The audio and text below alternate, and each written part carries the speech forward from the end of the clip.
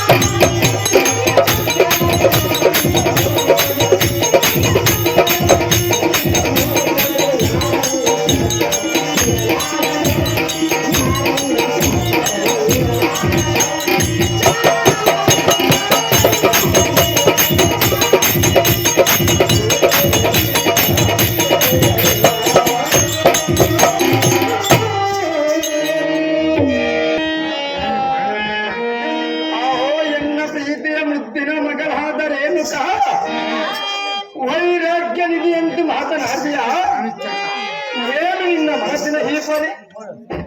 ನಿನ್ನ ತುಡಕವು ಮುಂಬಾಲಕ್ಕೆ ಆಗುವುದೇ ಅಹೋ ಮಗಳೇ, ಈ ತತ್ವ ನಡಿ ನುಡಿಯದು ಪರಮ ವಿರಾಗವಾದ ಅನ್ಯತನಿಗೆ ಅಷ್ಟು ವರ್ಣದ ಅರಮನೆಯಲ್ಲಿ ಅವರ ಭೋಗವನ್ನು ಅನುಭವಿಸೋದು ನಿನಗೆ ಎಷ್ಟೊಂದು ಕಠೋರವಾಗಿ ಮಾತನಾಡಿದೆಯಾ?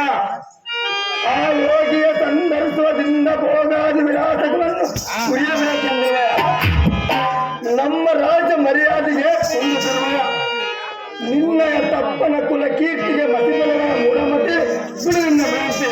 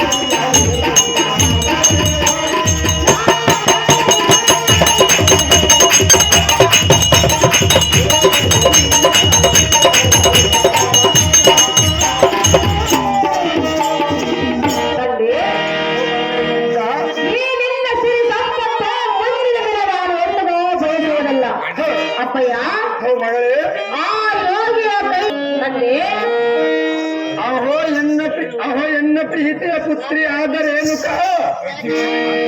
ಪಟಿಕ ಮಹಾಲ ಎನ್ನು ಧರಿಸಿ ನಾಡಿ ಮಡಿಯನ್ನು ಎಷ್ಟು ಕಠೋರವಾಗಿ ಮಾತನಾಡಿಯ? ಅಹೋ ಮಗಳೇನು ಅವನ ಮುಖಾಂತರದ ನೀರುಡ ಮೊಳಗಡ್ಡವನ್ನು ಬೆಳೆಸಿಕೊಂಡು ಕರದಲ್ಲಿ ರುದ್ರಾಕ್ಷಿಯನ್ನು ಧರಿಸಿ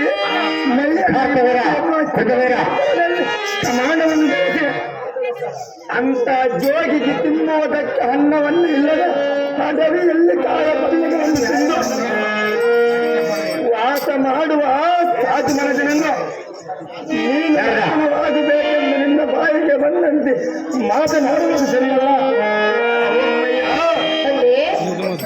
ನಿನ್ನಗೆ ಈ ಕಷ್ಟವನ್ನು ಯಾತಕ್ಕೆ?